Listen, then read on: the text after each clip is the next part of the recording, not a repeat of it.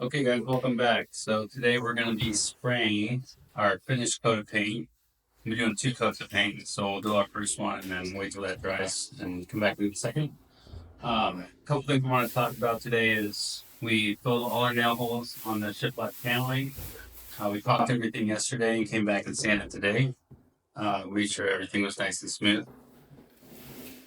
The main point I want to make when spraying this stuff is to use the right sprayer. So we're going to put our 310 tip for the trim, and then we're going to use a 517 for the walls and ceilings that are drywall.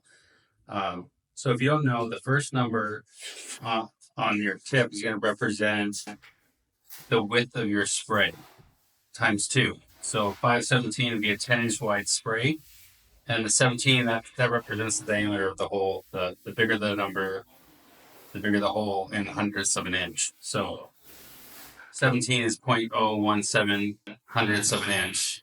Whereas on the 310 sprayer, you're going to have a 6-inch fan and 0.01 100th of an inch for the diameter of the hole. This is important because when you're spraying trim, you don't want too much paint because trim's going to run quicker than drywall will. And we're not back rolling the trim. So that's another thing. We're relying solely on the sprayer to deliver a coat. So it might take 2 or 3 coats to get the trim nice, whereas the walls and the ceiling we can back roll and get it all nice in 1 or 2. We're aiming for 2 though. 1 would be pushing it. So yeah, we got a small extension on it. This will help us hit the ceiling off of a drywall stand. Alright, so I'm going to demonstrate the proper way to spray trim. Right now I got my sprayer set to about medium to medium high.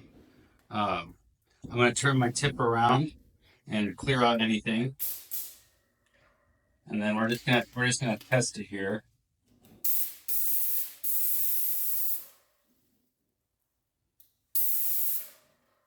I'm going to test it here on the drywall. All right, seems to be going pretty good.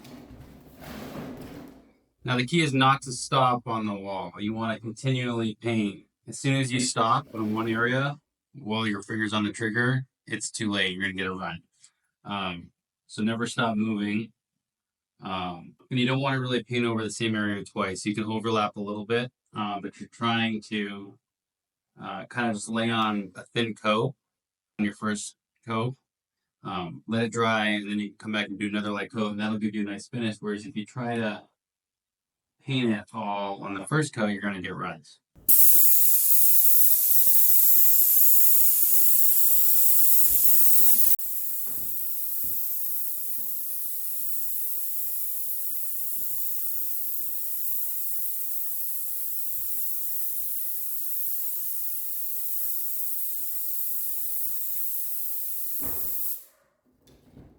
So as you can see, I overlap onto the ceiling here and onto the floor.